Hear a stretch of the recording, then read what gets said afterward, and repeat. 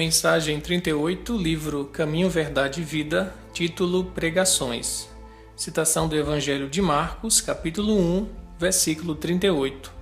Diz Jesus: Vamos às aldeias vizinhas para que eu ali também pregue, porque para isso vim. Então, essa citação de Marcos, conforme Emmanuel vai nos elucidar, foca na missão de Jesus enquanto pregador da Boa Nova, da Boa Notícia ou Evangelho, como é a expressão no grego.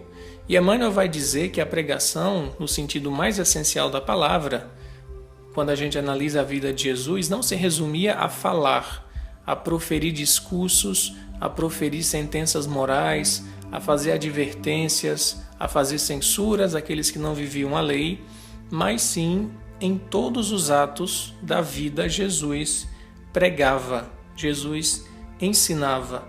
E há até um ditado atualmente corrente nas redes sociais que algumas pessoas atribuem a Francisco de Assis, nós não sabemos se é de fato a autoria dele, mas que tem um conteúdo muito significativo.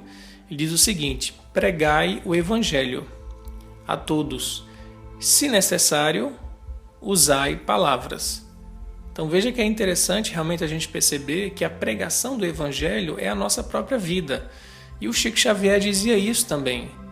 Cuida da tua vida, porque ela pode ser o único Evangelho que os outros saberão ler, né?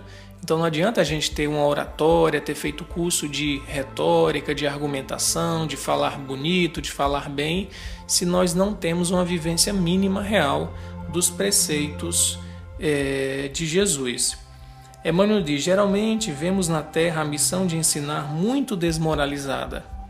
As pessoas fazem do ensino às vezes uma profissão apenas visando bens financeiros, adquirir um título acadêmico, tornar-se um professor de universidade, um professor de nível superior e com isso ter renda e ter uma projeção pessoal, ter uma vaidade, dizer que possui um pós-doutorado, é um PhD, e na verdade ele não tem a compreensão real do que é ensinar, do que é ser um mestre, que implica modo de vida. Então é muito comum nós vermos pessoas que se dedicam à instrução ou à educação de outros e que na vida cotidiana têm comportamentos totalmente opostos às suas pregações.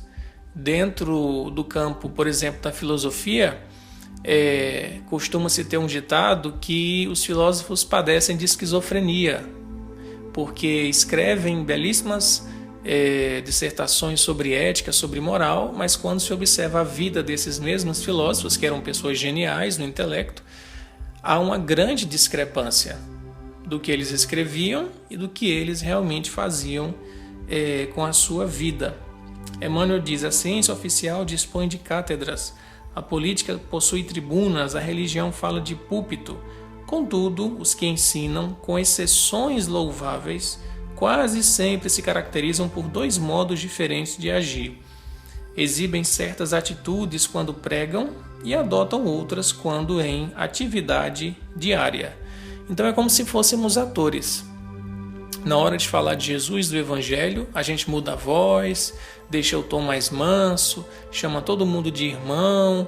Isso no caso do Espiritismo, no ambiente dos trabalhos de palestra, de divulgação, de programas, mas quando se observa essa pessoa na sua vida familiar, na sua vida íntima, há ali um hiato, alguma coisa não corresponde, né? E nós pensamos, bom, então o que a gente vai fazer? Não iremos mais fazer palestras, nem divulgação, nem pregação do Evangelho, já que na prática a gente não consegue viver? Não, porque se fosse assim, o trabalho do Cristo estaria comprometido no sentido de espalhar a ideia. O que Emmanuel vai nos colocar para refletir é a necessidade que a gente tem de fazer um autoexame e de se esforçar realmente para mudar a nossa conduta e alinhar essa conduta com a nossa fala.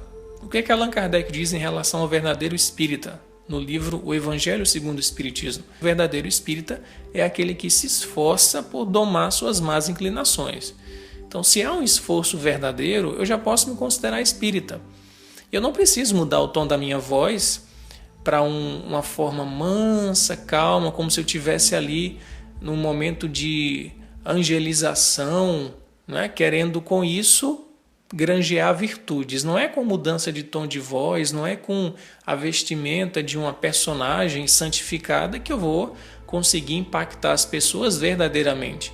É preciso ter autenticidade, é preciso mostrar quem de fato nós somos, com consciência, claro, de educação, de bons tratos, de ética, de cordialidade, mas sem precisar usar um personagem, porque aí fica muito discrepante. E, inclusive, já ouvimos um ditado real de uma criança espírita que frequentava o centro com seu pai e certa vez comentou: eu queria que meu pai em casa fosse igual como ele é no centro espírita. E a mãe disse: por quê? Porque no centro espírita ele é bom com todo mundo, ele fala educado, ele é compreensivo, e em casa não é nada disso.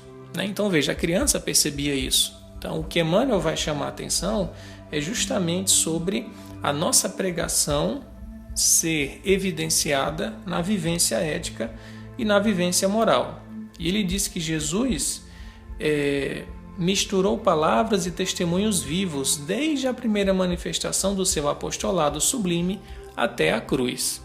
Então, claro, Jesus é um espírito puro que veio em missão à Terra para nos servir de guia e modelo.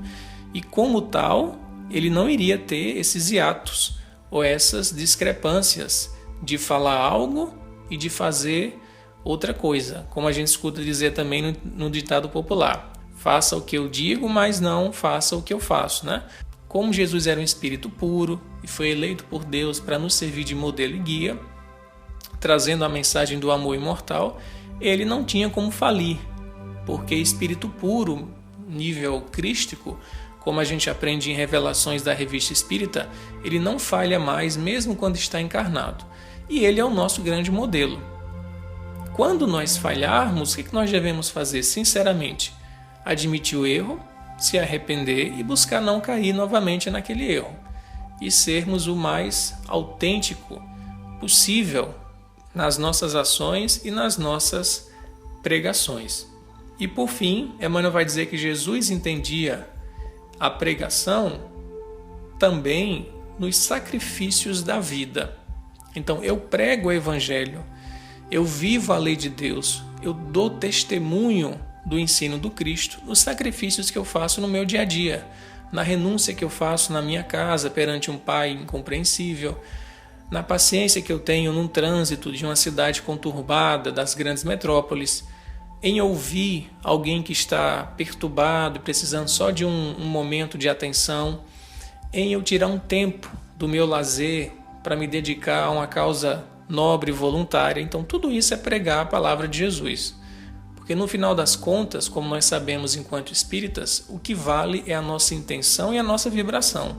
Então não adianta mudar tom de voz, não adianta vestir uma roupagem, porque o mundo espiritual vê quem nós somos. E as vibrações impactam de acordo com a sua natureza. Então que possamos refletir sobre isso e buscar pregar o Evangelho no sentido integral do compromisso com a nossa consciência e com a transformação do nosso modo de vida.